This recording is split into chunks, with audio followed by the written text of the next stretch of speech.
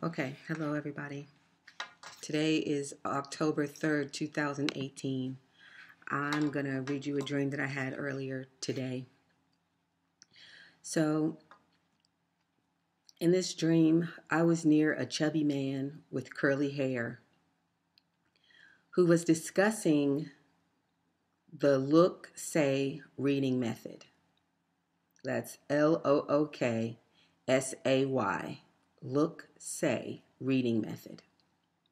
I thought maybe he knew and was exposing the truth about that method of teaching reading to children. So I asked him. He said pointedly and in a way trying to intimidate anyone from disagreeing with him, "No, I don't see anything wrong with it. It's good." That's a paraphrase. I knew that he had a stake in that method somehow. Like he was either a teacher, he somehow had something to gain by promoting this method. So I asked him, mostly for the benefit of the people that were standing around him, because when someone's adamant like that, you're not really going to convince them. They got other stuff going on that is keeping them from knowing the truth or being able to declare truth. So for the benefit of the people that were standing around him, I wanted them to know the truth about the Look Say method of teaching reading to children. So I asked him, I said, "How old are you? You look about my age." And he said, "I'm 35. And I was like, oh, because he looked a lot older. And I knew that would have been insulting because I'm 50 and he looked a mess. He looked really bad for his age. And his face, this is how he looked bad. He looked swollen. Like he looked like he was on steroids because his face was puffy and he was really white. I don't mean like he was Caucasian. I mean he was white in an abnormal way, as though he were sick or just unhealthy, and his skin, like he didn't get any sun or something. And he was shaven. His face was shaven. There was a notable absence of hair on his face. And because his face was so big and moon-like, he needed some hair on his face. It would have helped him because he just looked like he just needed a beard. So I told him after he said, "I'm 35, because I was going to see if he was the same age as I was, then he came up in the era of being taught to read by the Look Say method.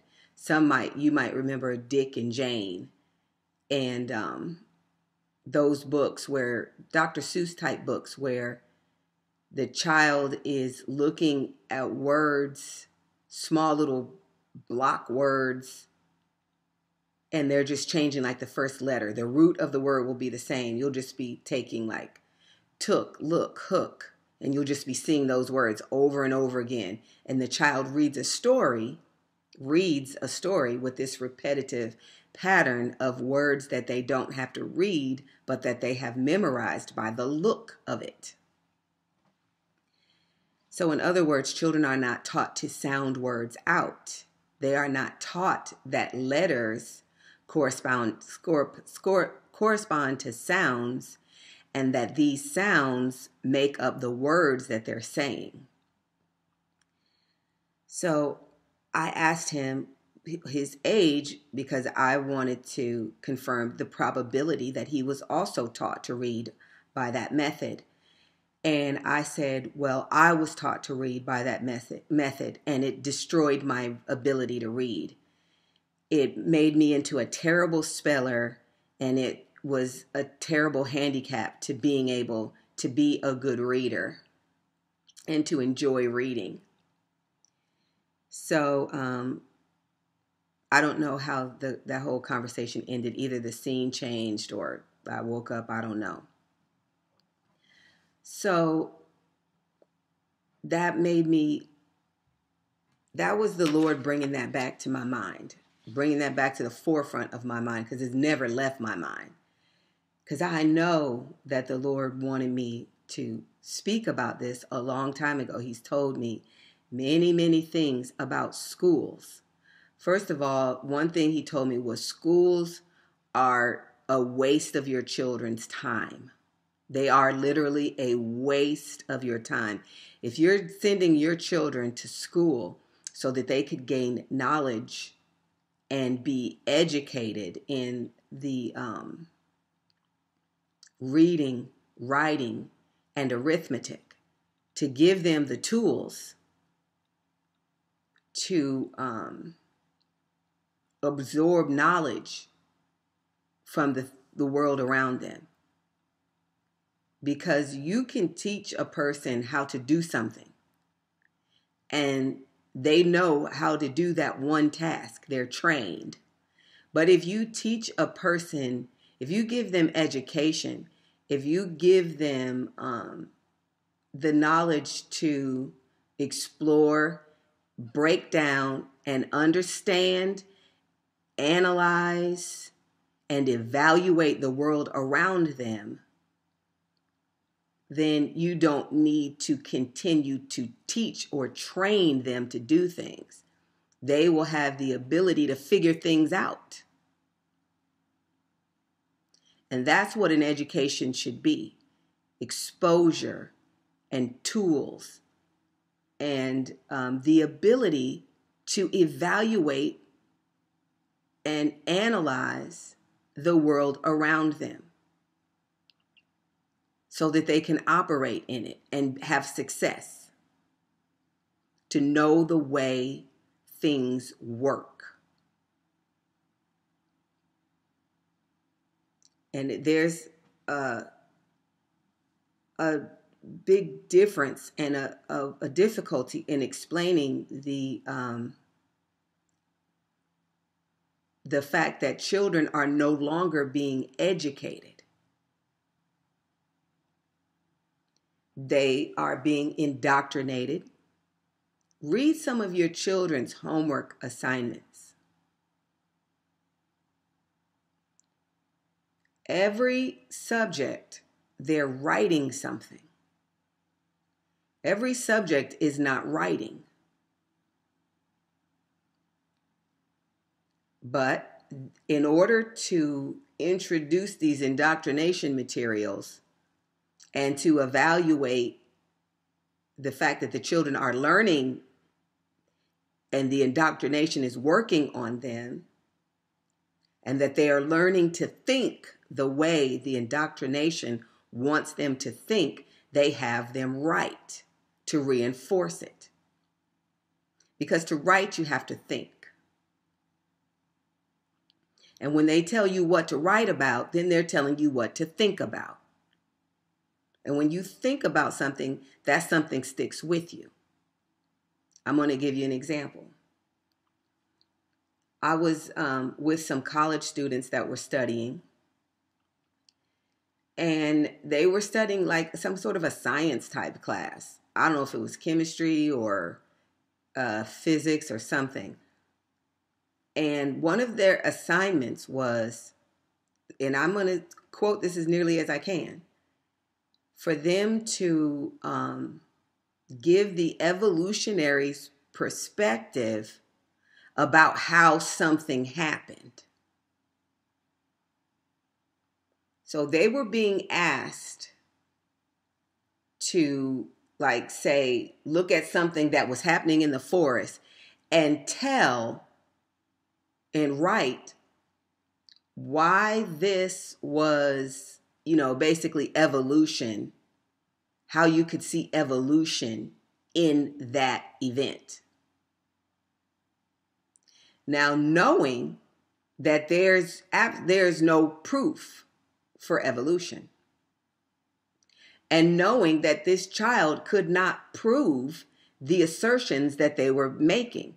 It was asking them to use their imagination to write a paper, to write an essay about how evolution made the thing that they were asked to look at happen.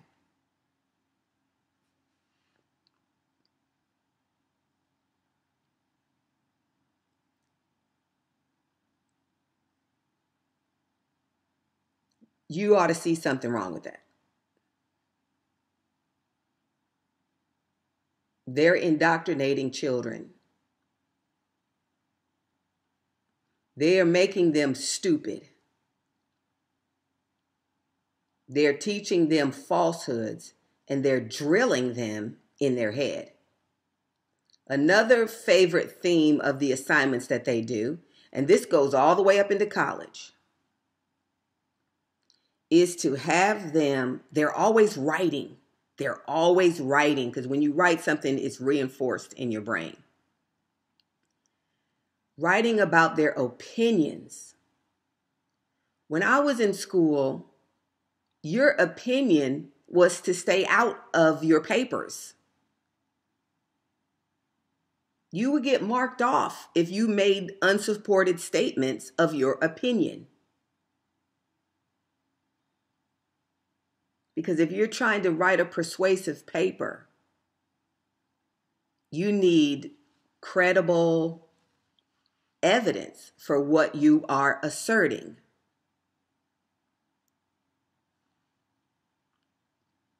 But with them, all it is opinion.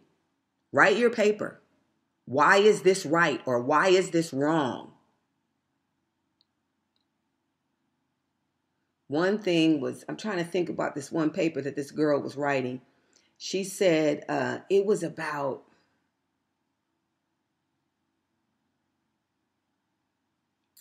oh man, I can't remember what it was about, but it was something about like home or family, like, no, death. It was about death. How you tell children about death. And they're never coming up with their own topics. They're always given a topic from a list of things. And all of these things require these kids to share their opinion, for them to just use their imagination.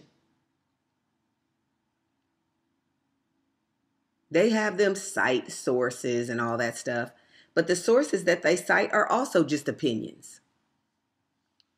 So how do you go about telling kids about death and why is it right? Why is it wrong? That's got nothing to do with educating my child. Teach my child, if I'm going to send my child to someone to be taught, teach them how to read. That way they can read things for themselves and evaluate whether or not they want to give any weight to it.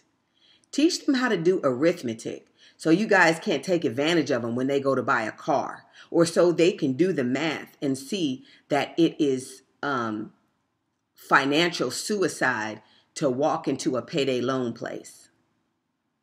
So they can see that if they sign the title of their car over to a place for a small loan, they can add up their finances and realize that this car title place is going to win every time.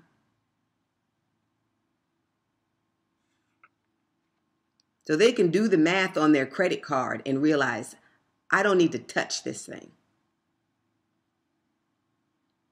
You can see what 21% interest actually looks like. So you can evaluate the world around you, because thanks to Satan, it's ever changing.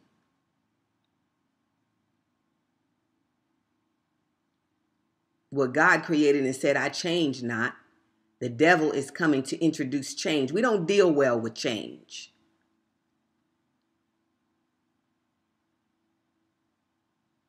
Human beings like habits. Human beings like routines. We like methods, ways that I learned this way and it will always work. All God's creatures are like that. That's why God created patterns in the heavens.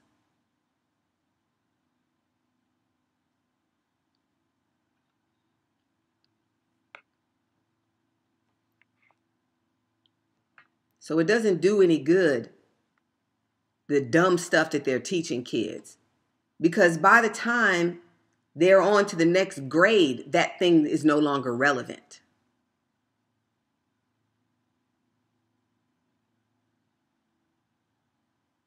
So what you do is you teach people the basics. Like in math, when you teach people a formula, don't just give me a formula for how to figure out this one type of problem. Tell me the steps that went into making up that formula so I can solve any problem.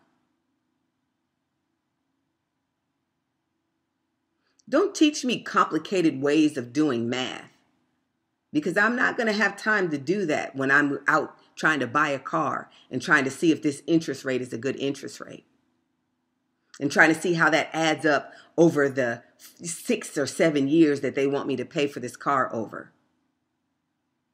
Or how am I saving compared to buying this car from a private person? How much money can I save if I don't borrow money for a car? How much of my money is just going to interest and not actually the price of the car? What is the cost of borrowing money?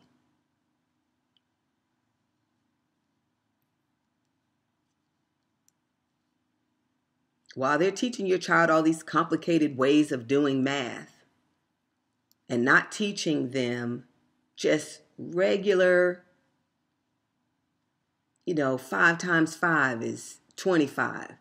5 times 6 is 30. They don't do the multiplication tables anymore. They say, oh, that's a waste of time. We're just let them use calculators so we can get them up to the higher levels of thinking. Well, the devil is not defeating us in the higher levels of thinking. He's chopping us off at the legs with the common things, with the simple things. He's knocking you down at the foundation. He's not killing you in calculus. He's killing you in 1 + 2 = 3. He's not messing you up in Shakespeare. He's messing you up in the fact that you don't read anything because you hate to read, because it hurts your brain. And I'm going to tell you why. The look-say method of reading. I'm going to link a video to a guy named Don Porter. Potter or Porter. His videos are several years old, but you can tell that this man had such a passion in this video that I'm going to link. You can look at his whole channel. He had such a passion that it was like he was praising God when he got that video done, because he only had 10 minutes, because he made this video a long time ago and he couldn't make a long video. So if he didn't finish it in that time frame, they'd cut him off. So he was trying to cram all this information in this 10 minutes, and he was just rejoicing when he finally did it. So this is the look-say method of reading. You get a book, and and I remember these. I'm 50, so I was born in 68. So I was in the, first grade in the mid-70s. As a matter of fact, I went to school a year early because my mother just wanted me to go to school. She wanted me, I don't know if it was for a babysitter or I don't know, but for whatever reason, she told me to say that I was 5. And she started me in school when I was 4.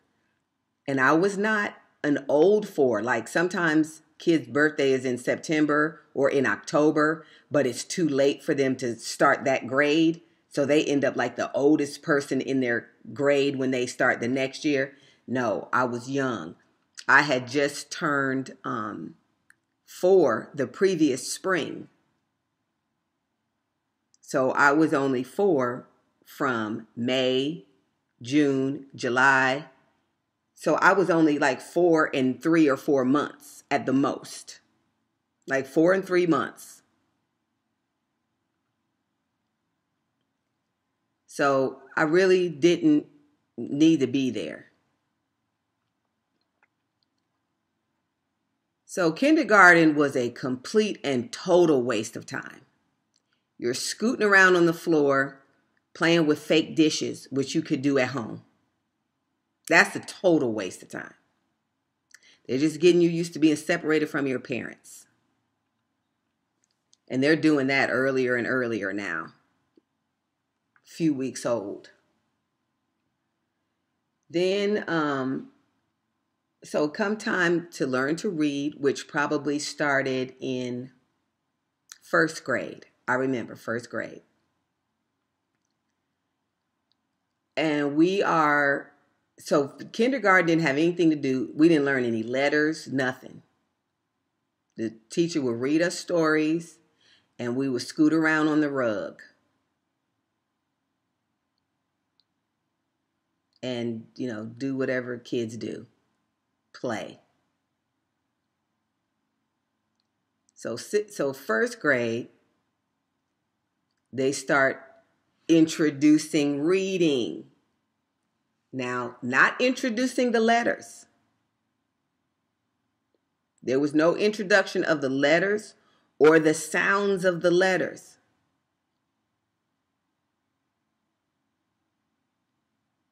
They introduced words. Words like stop, go, run, a book, top. Little simple 3 and 4 letter words, 2 to 4 letter words that the kid could memorize. And they would be in short books. And it would say, stop sign, go. And that would be the name of the book. And then you open it up and you just be repeating this whole stuff again. Stop, go, I can go. Next page. Go, stop, watch. No, see me go. They wouldn't use watch. They say see me go. Boy, girl, stuff like that. Words that they could teach you. You already know the word because you have language. So you already know this word. So now what they do is show you what this word looks like. They write real big, L-O-O-K, G-O.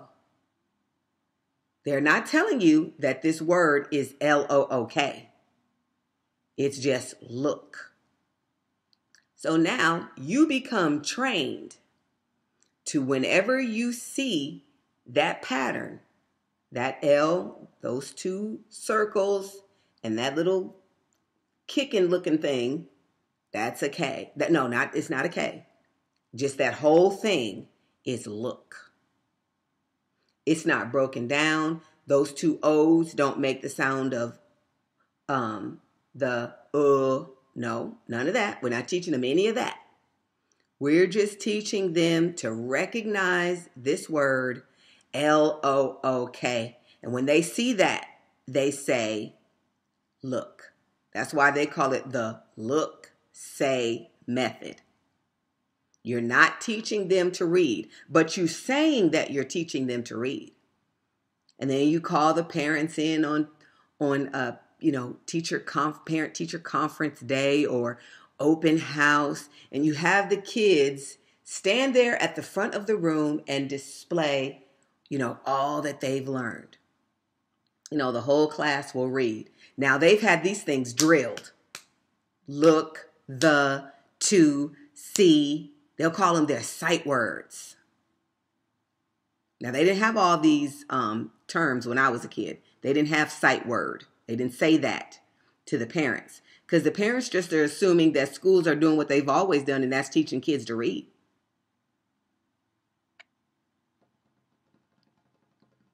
There were also a lot of experimental schools when I was a kid. And unfortunately, I was exposed to a lot of them because they put a lot of these schools in African American areas.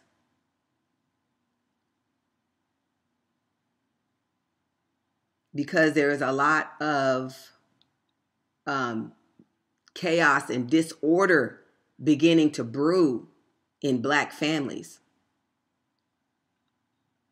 with singleness, single parenthood, divorces, just so that the family was stressed to the point where they were really trusting the schools to be doing what they said they were doing. So you got this look-say method. So on the surface, the child appears to be reading. And they do this through the first and the second grade. They just introduce more and more words without breaking down the fact that letters make up words. This thing that you're looking at, it's not just a block that looks like this. These things that you're looking at are actually individual letters. And all of those individual letters have a sound. And in order to make any word that you want to write on a piece of paper and to communicate that word to another human being, all you have to do, the only thing you have to do is take that word. If I want to write tree, okay? I know the sound. I want to say tree. I know what a tree is. I asked my parents a long time ago, what's that? What's that? What's that? What's that? You know how kids do that. What's that? Mommy, what's that? Daddy, what's that? And then we tell them, that's a shoe. What's that? Okay, that's a dog. What's that? That's called a rake. Okay, so we know what these things are. And we know what they sound like. And all you have to do is give them the letters, teach them the sound of the letters, and they should be able to read or spell any word. There is no reason to teach them to look at a whole collection of letters and take them as a whole. That's not the way you learn to read.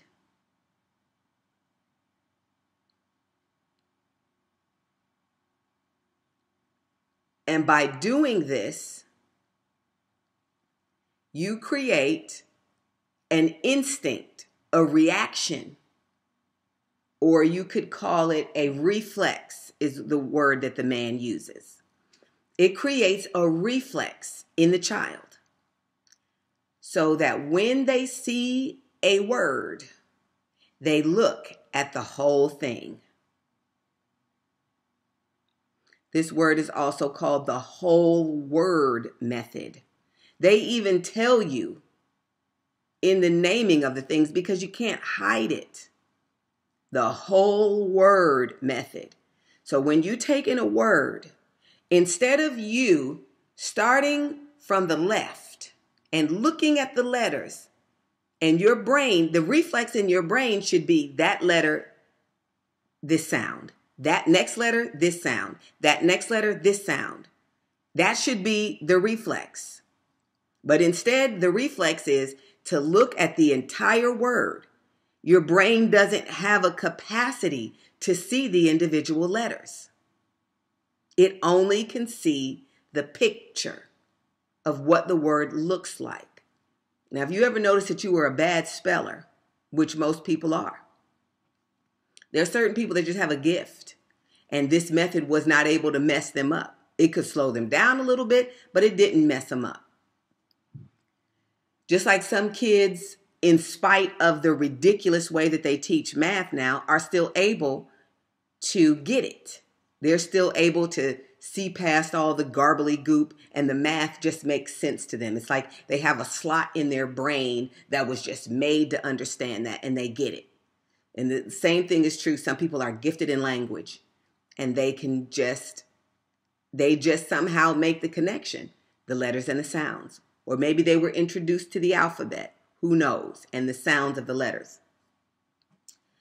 So you see this word and your reflex you have not been implanted with the reflex to break the word down into letters. And then the letters trigger the sounds automatically. And then you sound the word out. And then from then on, whenever you see a word, you start at the left, you move to the right, and the sounds come to you. And after a while, you just know how to read. And if you run into a word you never saw before, no problem. You don't go to stumbling and garbling stuff up in your mouth. You go to the left and you string those letters together with those sounds that you've learned, and there you have it. Letters and sounds to words is called phonics. It is the way that you teach people to read a language that is based upon letters with sounds. Phonics. Now, there are languages that don't have letters that correspond to sounds. They have a picture language, like hieroglyphics. They want to write bird, you draw a bird. You want to write king, it might be a crown. You might draw a little crown. You might want to say man, so it might have a little stick with a head on it. And that's what they did. Now, if you were going to teach a kid how to read that language, sure, you show them the picture, and then you tell them the word that goes with that. You look, and then you say. And this method was invented by, I believe he was a Baptist preacher, Baptist minister, that was running a school for the deaf. And prior to that, they had no way to teach the deaf children how to read because they couldn't hear the sound of the letters. So it was very difficult to teach them how to read.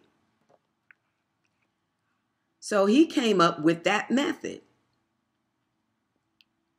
to teach them the whole word because they didn't have the capacity to put the sounds to the letters and then put the letters to the words.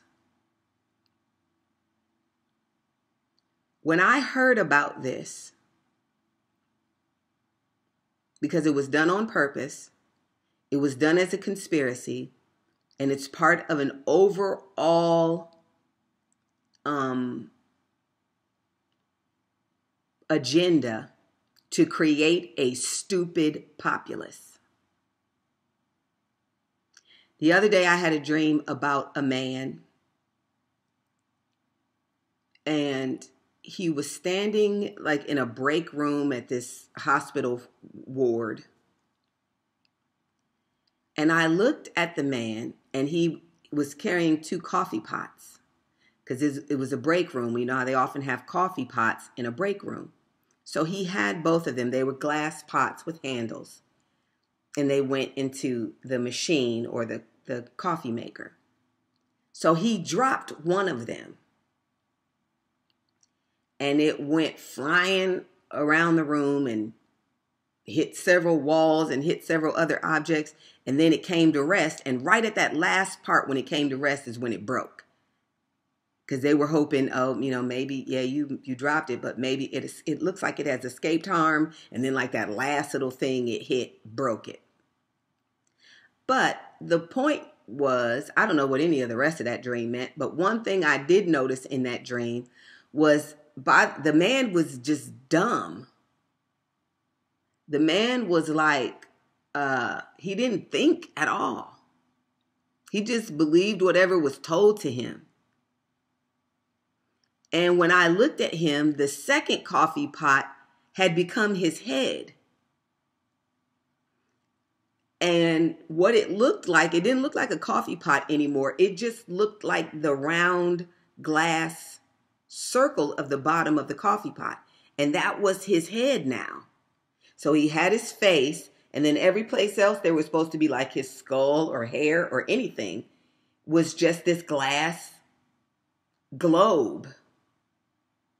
Instead of a skull, he had this glass see-through thing. And you could see from sea to shining sea right through his head. And it represented the fact that he was empty-headed. It was a clear glass thing, so I could see inside his head, and there was nothing in there but space, just like an empty coffee pot. And when I woke up, I wrote down empty-headed Americans. We have everything spoon-fed to us. We don't think, we don't analyze, we don't break down. And even when we think we are analyzing something, you've been given the choices to break down. And you've been led into thinking what you think. And even when you think you're figuring out something, it's like you being in a dream and waking up and thinking you woke up and you're still in another dream.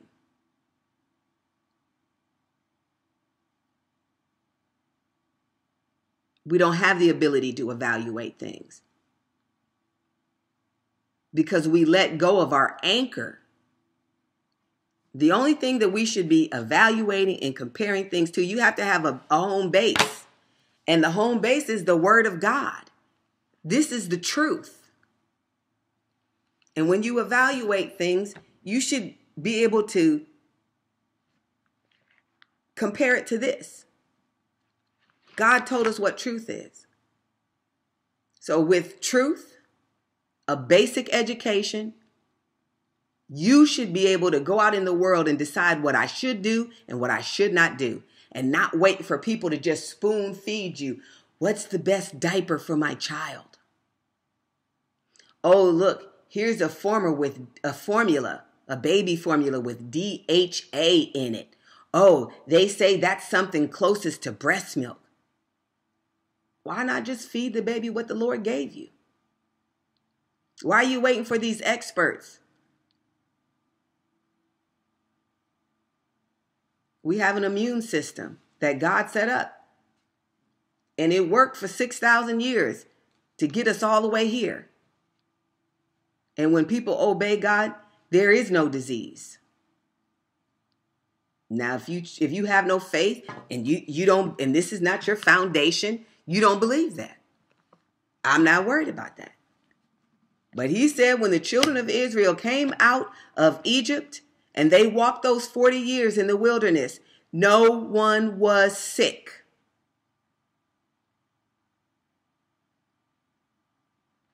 Because they were led and guided by the Lord and they did what he said. And when they didn't, the people that didn't and that provoked God were cut off right there in the wilderness.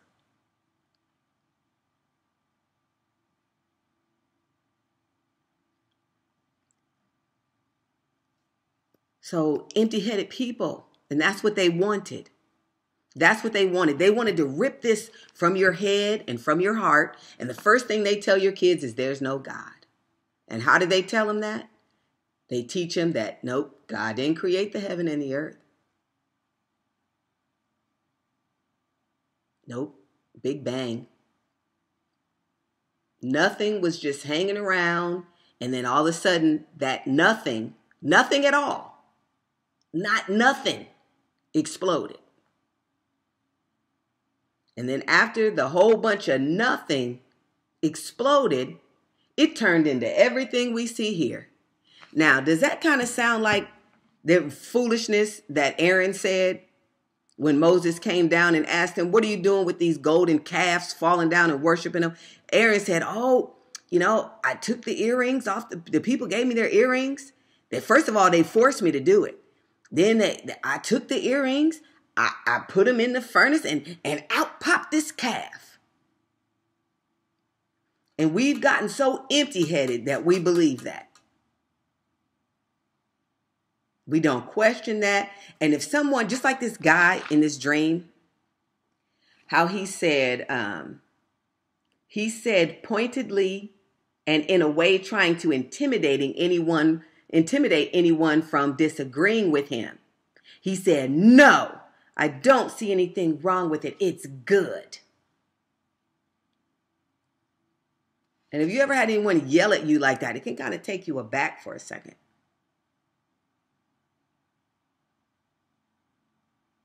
So you have to be sure on what you believe and be willing to stand on what you believe. You don't necessarily have to fight and argue back with them, but still walk away with what you believe.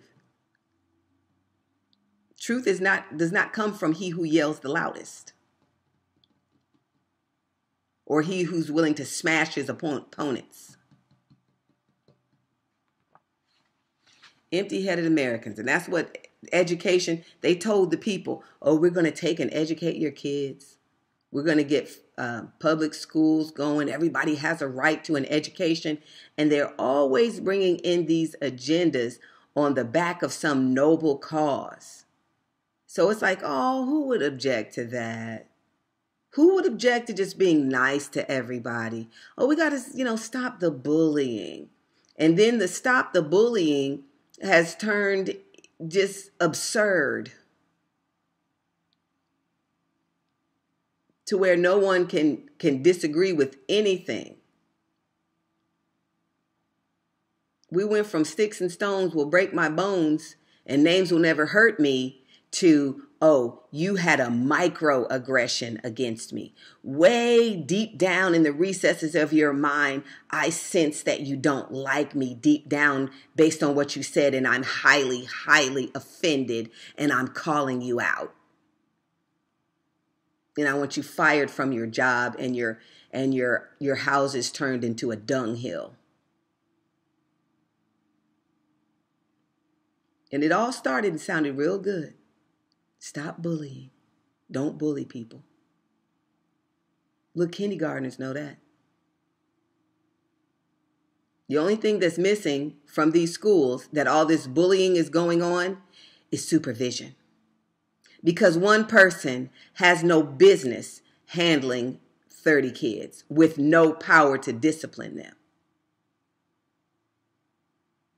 That's why God gave you your kids with your hand and their backside so you guys can have a meeting of the minds and communicate with one another.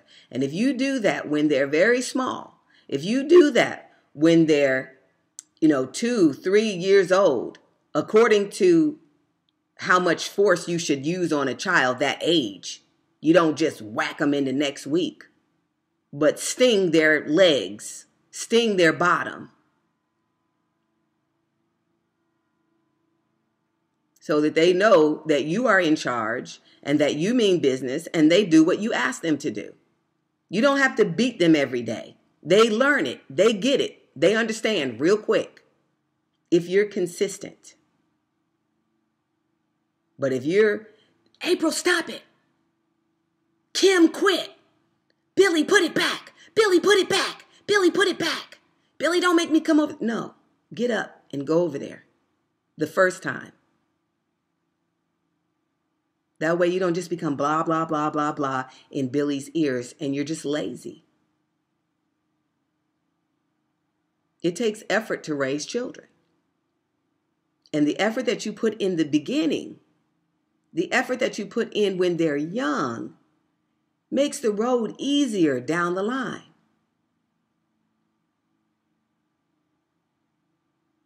And that's just common sense. So one teacher that you tell that they cannot do anything to the children, they cannot criticize or correct the children, tell them that something they did or said was wrong. Let me prove it to you.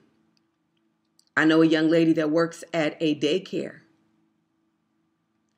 And the children are, they're kids. They're hitting each other with things. They're taking toys, Tonka trucks, and banging another one upside the head. Now, why are they doing all this? That's probably another video. But they are supposed to. They are not allowed to tell the children they have done anything bad. This is a recipe for lawlessness. This is a recipe for undisciplined people, for a chaotic society. They have to go tell the children, how would you feel if Billy hit you in the head with a Tonka truck? Would that make you, think about how you would feel if Billy did that. Now, you can't suggest in any way that they did something bad. That this is the truth. You have to make them think about what they did, and they have to come to their own conclusion. Now, the problem is that 3 and 4-year-olds do not have that capacity of thinking, which requires them to put themselves in the shoes of another person. They understand action, reaction.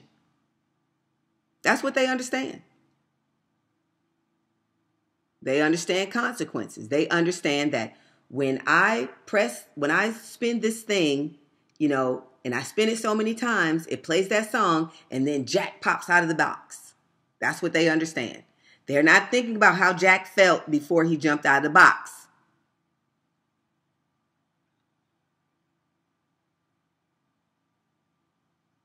It's just action, reaction. When I do this, this happens.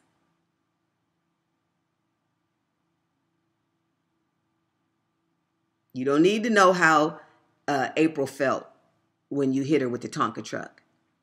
I'm going to show you how you're going to feel next time you hit April with another Tonka truck.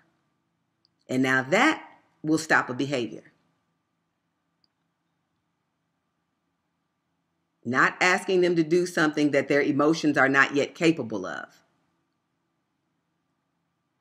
And do you think the people that are forming these rules don't know that? Of course they know that. They know the stages of development that children go through. They know that children go through a sort of a fantasy stage where their imaginations are very active and they take things very, very, very literally. Where if you took that kid up on a rooftop and said, hey, you can fly. We're all going to get up here and we're just going to fly. You could get those kids to jump off that roof. But once they get a little older and they are able to apply a little bit more of the experience that they've learned, you got to work a little harder to trick them. So God knowing this, that's why he tells us, tell your children about me. Tell them while they're full of faith. Tell them while they're open and they believe things. But instead, what they're telling your children is millions of years ago, rocks started walking around and having babies. And then they turn into monkeys, and then the monkeys turn into people. And we don't know how any of this happened, but it happened. And nothing else happened, but this is the way it happened. And we know that for sure, even though we don't know it at all. It took 5 billion years, and every year seems like it takes another billion years. They add another billion years on there. And they don't have a concept of what a billion years is. They don't know what a billion years is.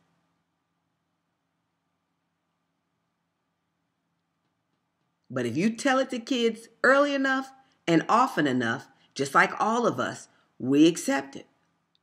And because we, as parents, have not told them, in the beginning, God created the heaven and the earth.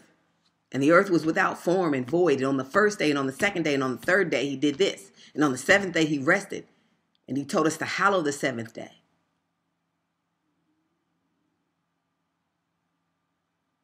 If you let that moldable mind go and be molded by the devil, then by the devil it shall be molded. And then you come later on trying to get them to believe in God, and it's not going to work.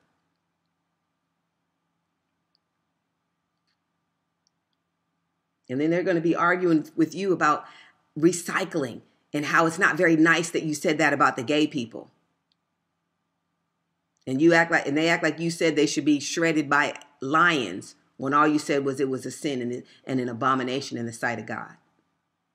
Now your God seems strange to them. And they're too dumbed down to evaluate it properly.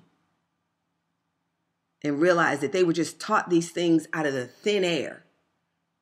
And it's just, they don't even look to see where it came from, who said it, what was their agenda. No, they just accept these things as what is. And what we were supposed to accept as what is this Bible. But the devil beat it to you. And he called it kindergarten and pre-K. And it sounded good to mama because she wanted a little extra money, get her a little side job, and get these kids out of my hair. Somebody made a video at the beginning of the school season. I guess it was this year. But I saw it this year. And she is saying how she is so glad school started. And she's like, I don't know why people are complaining about the school supplies that the school is sending a list home telling you to buy, and for it to get into the common collection. That's another thing, teaching communism. You don't buy your kid school supplies anymore. You send to the big supply so everybody can have it. Sounds really innocent. But it's introducing the concepts of communism at a time when your children are being formed. And then the concept of hard work. And then the concept that if a man won't work, he shouldn't eat. That sounds strange to them because this got to them first. Oh, that's not fair.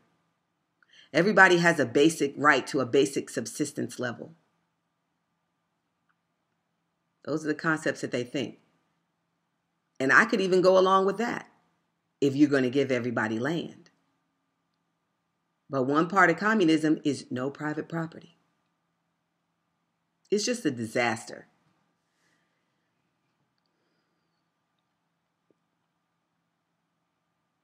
So when kids get into the second grade, they're still learning these so-called sight words. And more kids start falling off the wagon by then, because each kid has a different capacity to memorize these words. And each kid has a different level to which their parents are working with them to help them overcome the weaknesses of this method. There's no reason to teach a kid 1,000 words when you can teach them 26 letters. And I think there's only like 40 some sounds of all the combinations of the letters together, like ST and ER, and the sounds of the consonants and the sounds of the vowels. All those all together, I think is only like 46 sounds or something like that. When you could teach these kids 46 sounds, and from those 46 sounds, they can sound out and come very close to spelling any word in the English language. And the only exception might be words that have come in from other languages, which at some point you can learn those. And you will learn those. I'm going to give you an example. When I first heard this, I knew it was absolutely true. Because I didn't consider myself a dumb person. But I knew I was a horrible speller. Horrible. And I knew that when I read, my eyes were constantly like unable to focus on what line I was on. And I realized immediately, yes, I almost look at the word backwards because I'm looking at it as a whole. It is not a collection of letters that move orderly from left to right with a progression of sound that makes the word. That's not what it was to me. Even when I couldn't spell something, I'd spell it and write it out. And I say, that doesn't look right. That doesn't look right. The letters did not have meaning for me. I couldn't spell something out loud. I had to see it because I was a look, say, reader, because you're not reading. Reading is letters and sounds, not looking and saying. So I think I started to say you have your, your parent teacher night, your open house night, and they line the kids up and the kids give you this impressive display of the, 75 words that they've learned, and you think they're reading. And they've just learned to recognize what that word looks like. The bad part about that is they have not been taught the letters and the sounds, and from now on, that kid is going to have a reflex to take that word in as a whole, and it's going to hinder their ability to just read it from left to right. I had a niece. She's an adult now.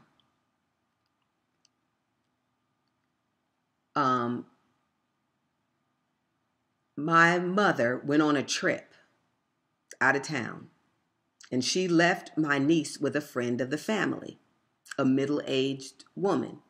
And this woman did not have any children, but for some reason, she had the reading program hooked on phonics for some strange reason. And that's what that's called, phonics. Sounds. Like headphones, telephone, that means sound. That's what our alphabet is based on. That's what our language is based on. Our written language, sound. Of course, all spoken language is based on sound, and our written language is based on a translation of those sounds into symbols with a corresponding sound that allow you to put together a whole word. It's simple. It couldn't be any simpler. There's no reason to teach anyone to read any other way unless you're trying to confuse them. Unless you're trying to miswire their brain.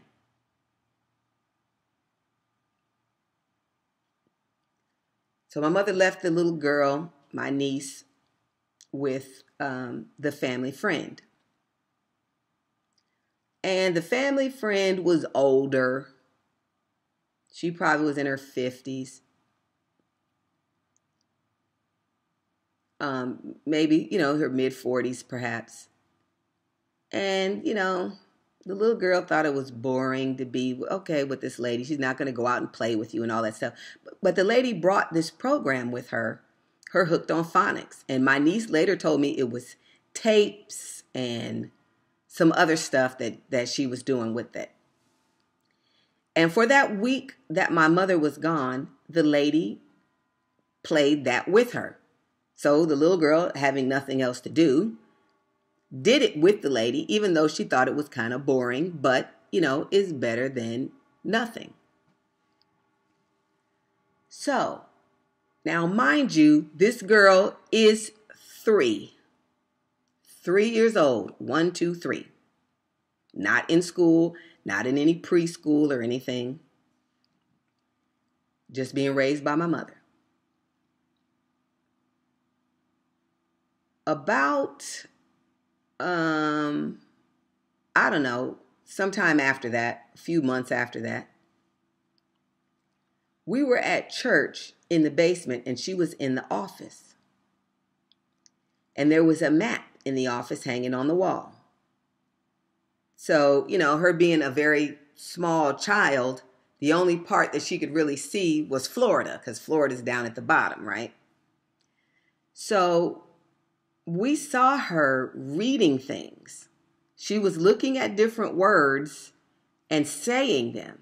And we're like, what? She's not really reading. Somebody must have told you what that said. And she's like, no, she didn't even think it was a big deal. She goes over to the map and we're like, okay, what's that word? And it was Miami. And she said, Miami.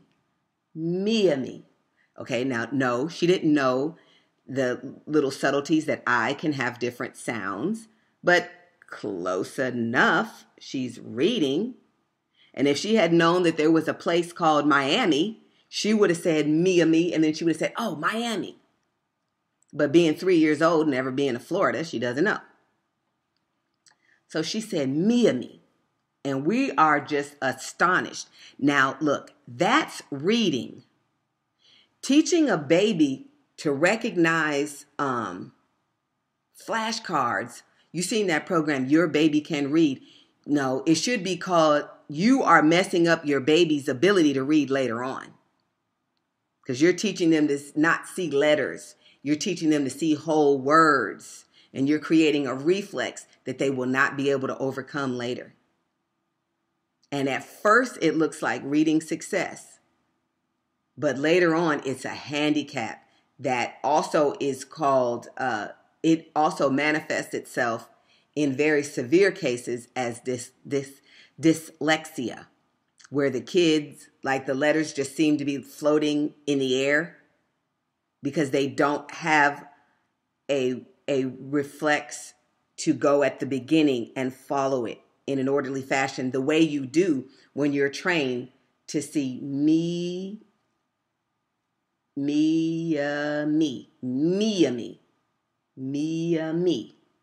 okay?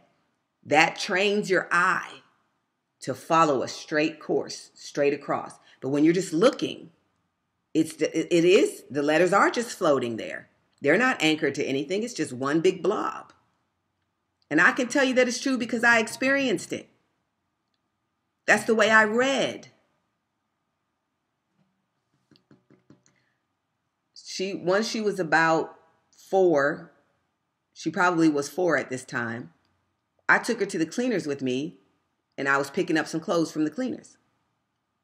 And I'm in my 20s.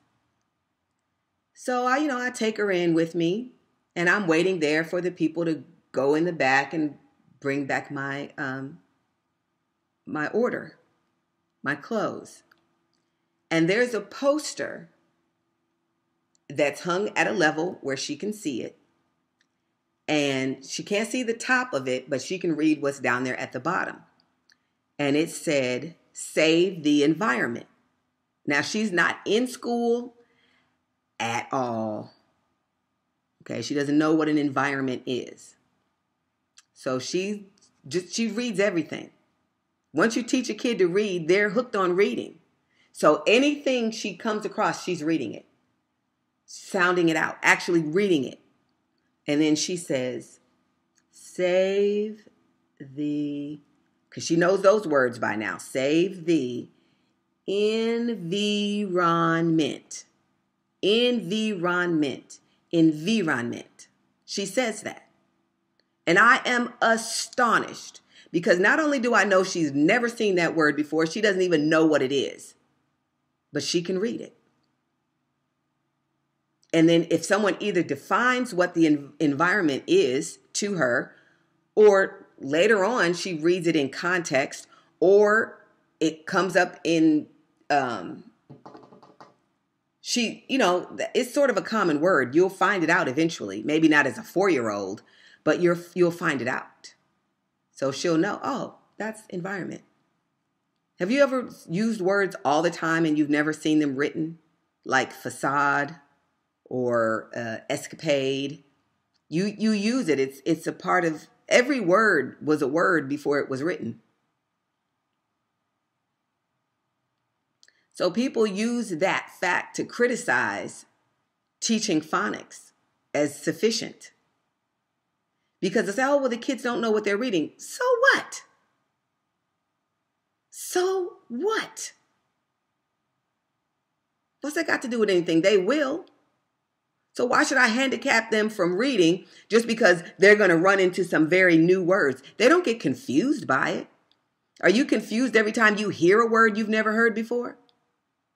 It's just any grasping at straw reason to criticize teaching phonics, because phonics works and you don't have to be a genius to learn it.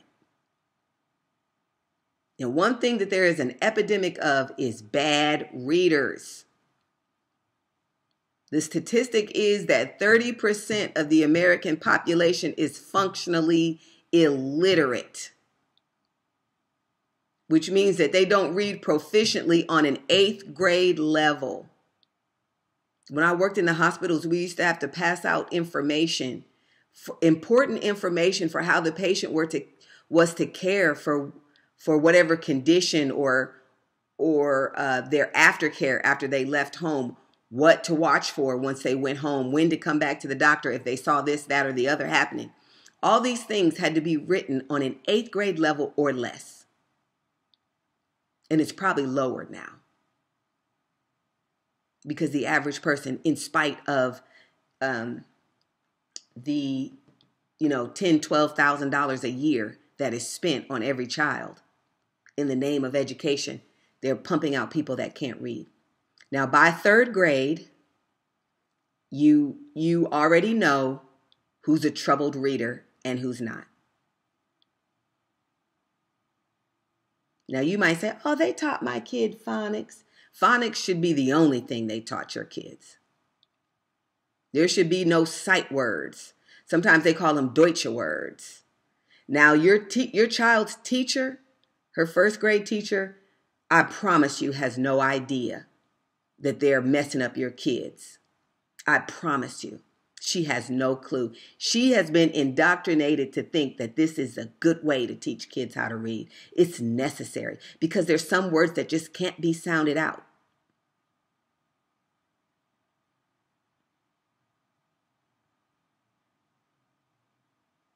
So what? Teach those later. Give them the basics. It's just like, don't teach me calculus when the devil is beating me up with arithmetic.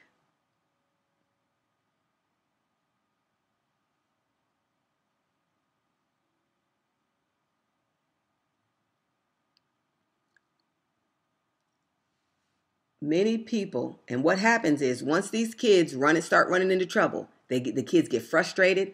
They're bad readers. The teacher is sending you notes home. So-and-so's behind. So-and-so's behind. Work on these words with her. Work on these words with her. Work on these words with her. And then these children begin to misbehave. These children begin to lose interest and be discouraged and become behavior problems. It starts right away. And then by the time they're in the third grade, fourth grade, because they have not acquired reading in a reliable way, because the more discouraged they get, the less and less they can do. They fall behind in every other subject. Because if you can't read, you can't do anything. And once reading becomes associated with all those bad experiences of failure, then kids begin to hate to read.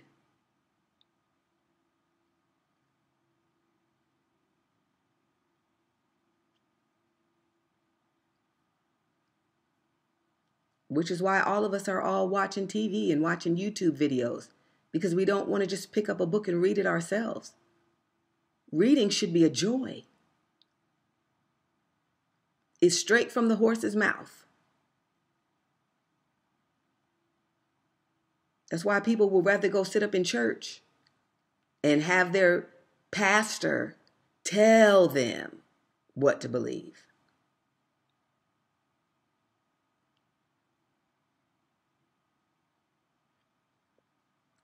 If your child is having trouble reading, and you're getting letters about how many grade levels they are behind. Oh, they actually tell the teachers not to let the kids sound out anything. If you catch them sounding out any words, stop them. Now, they don't tell them, oh, stop them because we don't want them to learn how to read. No, they tell them, no, because we need them to master this first, and that's going to get in the way. They really have these teachers thinking that something that makes absolutely no sense is the way to do it because we're empty-headed. And I'm not saying that to be mean, hateful. It's just a fact. It's just a fact. Unfortunately, it's just a fact. Because God said when nations forget him, he will send them confusion of face, where you won't even know up from down. You won't know your left from your right. And so we accept dumb stuff.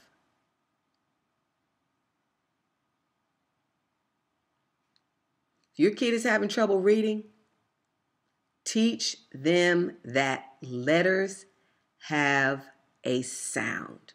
And it's better if you get to them before they ever get exposed to these teachers and these methods that these teachers have been erroneously taught to teach to your children. I talked one day to a woman with a PhD, which she even admitted is foolishness.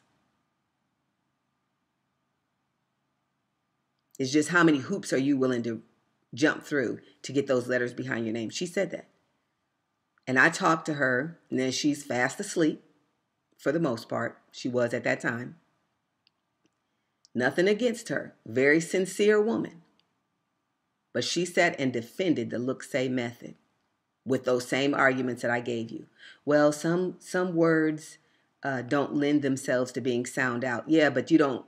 Those are generally words that, migrated in from French or German. And they're still phonics. They're still phonetics assigned to those words, but it's from a different language. So it's not that they're just, out in the air and we got to memorize the look of every word. No. That letter combination doesn't correspond to our sound in English, but it corresponded to that letter combination in the language that we borrowed that word from.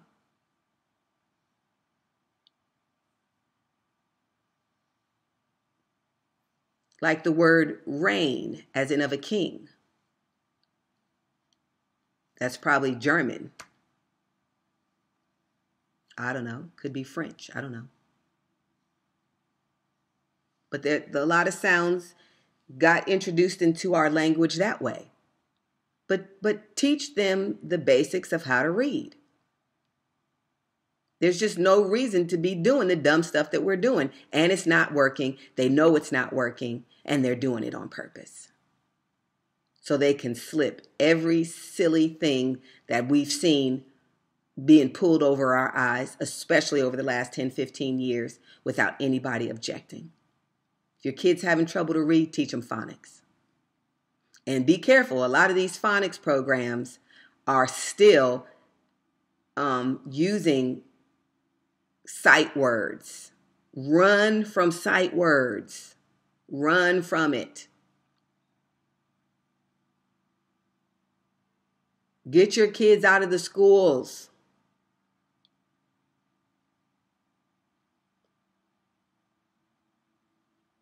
Drive a 10-year-old car and only have one for the whole family. Stay home and train your kids. Teach them yourself. They're in the hands of the beast.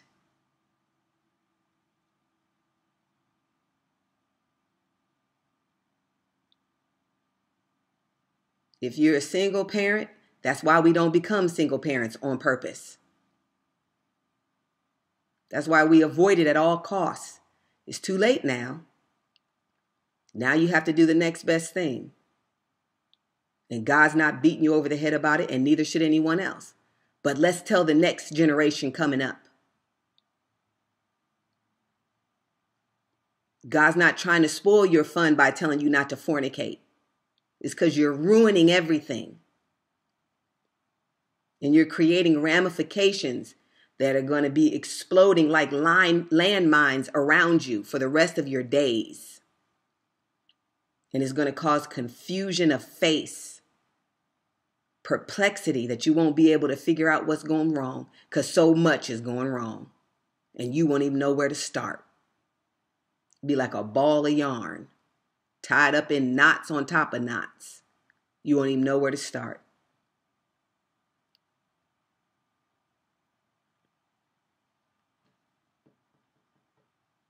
So I have a friend, she's having a lot of trouble with her daughter.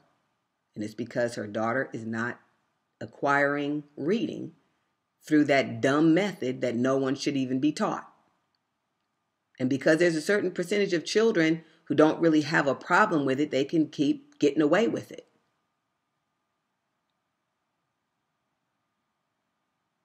They can keep bringing up some doubt as to what is causing why Johnny can't read.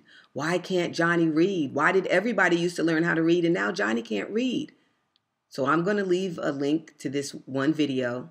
You might not get what he's saying the first time he says it. It's only a 10-minute video. watch it again, because the thing that they're doing is just that subtle. It's just that subtle. That's how the devil has been so successful from the garden. He's been so successful from Genesis chapter 3 because our God told us he's the most subtle creature. Now the serpent. I'm going to read it and then I'm going to go.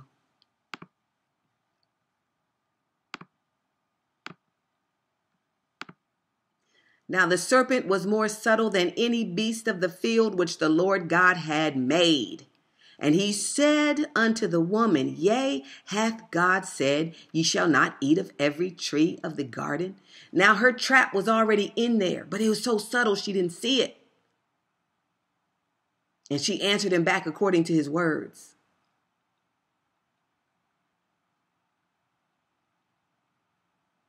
We may eat of the fruit of the trees of the garden, but of the fruit of the tree, which is in the midst of the garden, God hath said, Ye shall not eat of it, neither shall ye touch it, lest ye die. Now, she didn't even need to answer him, We may eat of the fruit of the trees of the garden. Forget his dumb question. Hath God said, Ye shall not eat of every tree of the fruit of the garden? She should have just answered with what God said in the first place. Ye shall not eat of it, neither shall ye touch it, lest ye die by. But she entered into a conversation of, we can eat from the trees of the fruit of the garden. Anytime anybody starts a conversation with you with something that's against the Bible, that conversation should end right then. Now, if there's somebody that's open and they're open for you to teach them what God really said, and you say, no, God didn't say that. He said this. And if they're saying, oh, really? Okay, tell me. Teach me. I really thought they said something else. I really thought it was something else. If they sincerely are thirsty for what's right and want to know, tell them. But if somebody wants to go back and forth with you and tell you how God didn't really say that or God didn't really mean that when God plainly said that, end the conversation. It's the devil, and he's trying to pull his subtlety on you. The devil is subtle. So you might have to watch this man's video more than once to really see this subtle little hint of deception that carries you off without you even seeing that you've gone anywhere.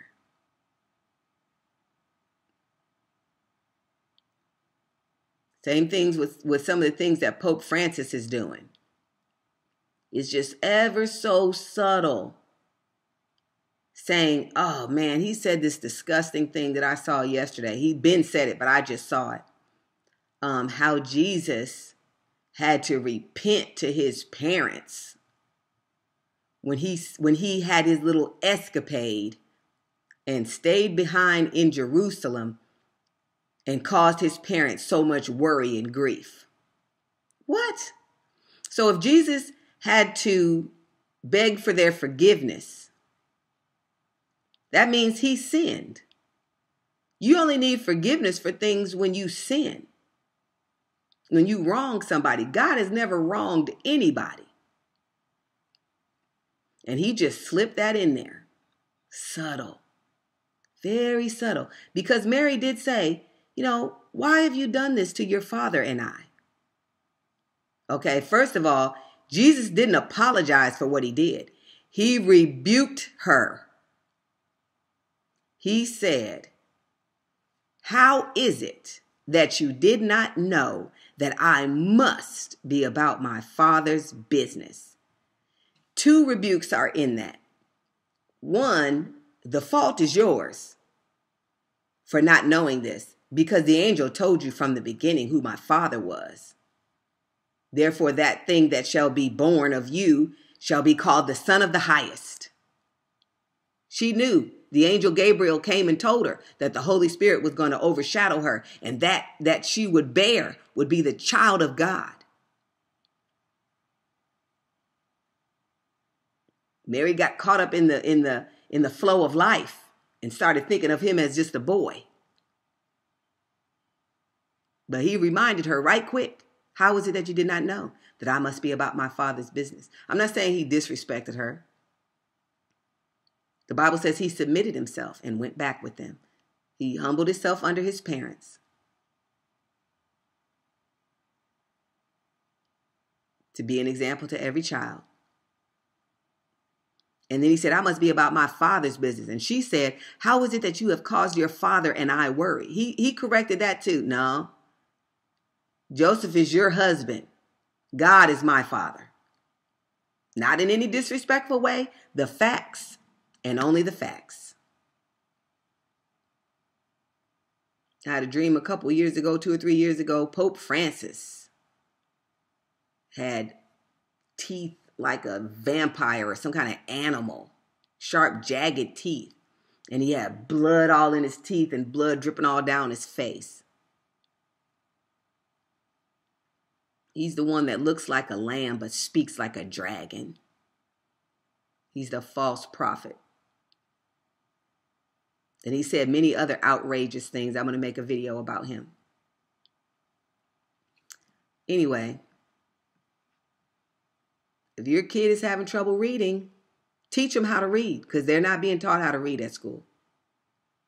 They're being taught how to be frustrated, how to be failures, and how to look up to experts because they're dumb. How to feel dumb, how to feel like a failure, how to give up at school, and how to accept the fact that they're always on the bottom. And just take what we can get. It's a fact. It's the truth. God bless you.